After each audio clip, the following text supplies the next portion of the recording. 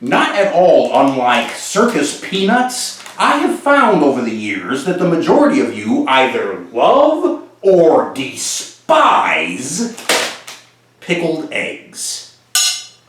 I have a fondness for them myself, and I can whip up a pretty good batch of these when required to do so. And this is coming from someone who does not like to cook. But you see, every now and again I am called upon to entertain. And I feel an obligation to offer some kind of refreshments to the guests who attend these functions. And in addition to the appetizers, the aperitif, the antipasto, the hors d'oeuvre, I have found that, similar to deviled eggs, pickled eggs are very easy to make.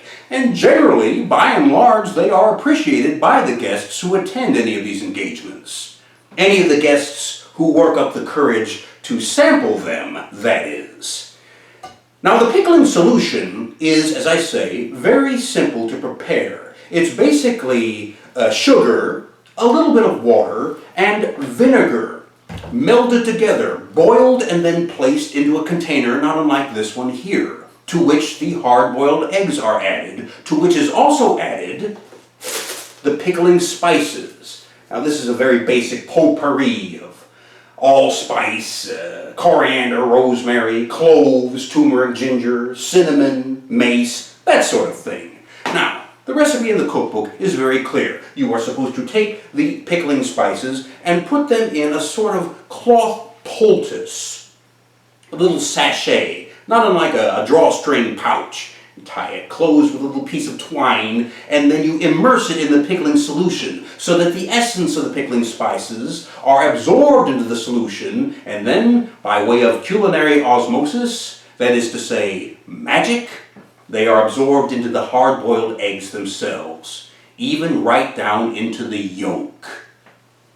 As I've said over the years, biting into a pickled egg is just like biting into a hand grenade. A hand grenade of flavor. Now, as I say, the cookbook recommends using a poultice, a sort of sachet.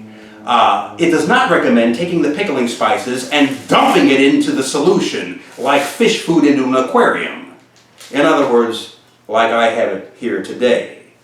You see, several years ago, I was required to make a batch of pickled eggs, and I either didn't have a piece of fabric to use for a poultice, or I didn't want to spare a piece of fabric to use. Either way, I was trying to come up with some manner of putting the spices in place, but keeping them consolidated, as the recipe recommends, so that they can be removed en masse, and the pickling solution remains clear, as it's supposed to remain. I couldn't think of anything, all the way up until the point that I could. It was so obvious, so readily apparent. How do some of you make tea or coffee? With a tea ball, a little metal container, perforated, it unscrews. You put the tea in it, or the coffee, or in my case, the pickling spices. Screw it back in place, attach the chain to the side, and dip it into the pickling solution. So it is completely submerged, and there you go. Now, to pickle eggs, it takes anywhere from a couple of weeks to a month, maybe even 1 week, maybe even a few days, depending upon the potency of the pickling solution that you create. Works very quickly. But here's what doesn't work. From time to time, my mind. There is one facet of it, however, that does still function. You might have a similar ability. It's some kind of subconscious, unconscious ruminating that continues to take place once you've gone to sleep. Generally, it goes along with solving some kind of puzzle, some sort of conundrum. Maybe you're working on one of those silly crossword puzzles, and in the middle of the night, you're given that lightning strike of enlightenment, that little bit of an epiphany telling you what the answer to that puzzle was. Or maybe you're trying to remember the name of an actress who you saw in a movie last week, and there again, in the middle of the night, there is the name. Now, that's all rather trivial. Every now and then, this lightning strike of insight is a bit more on the grave side, a bit more serious. And a few days after I had made that batch of pickled eggs with the perforated metal container in lieu of the cloth poultice, in the middle of the night, I was struck with a remembrance. I recollected the times back when I used to carry a pocket flask. And I remembered an instance in which I had taken a lemon beverage and I had placed it inside this flask. Chrome exterior, tin lining.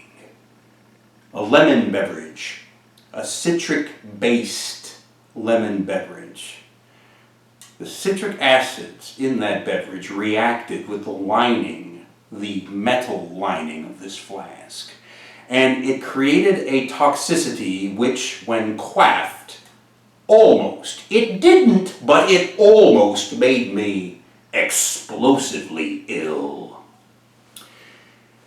Why in the world would this occur to me at the cerebral level in the middle of the night? And then I knew.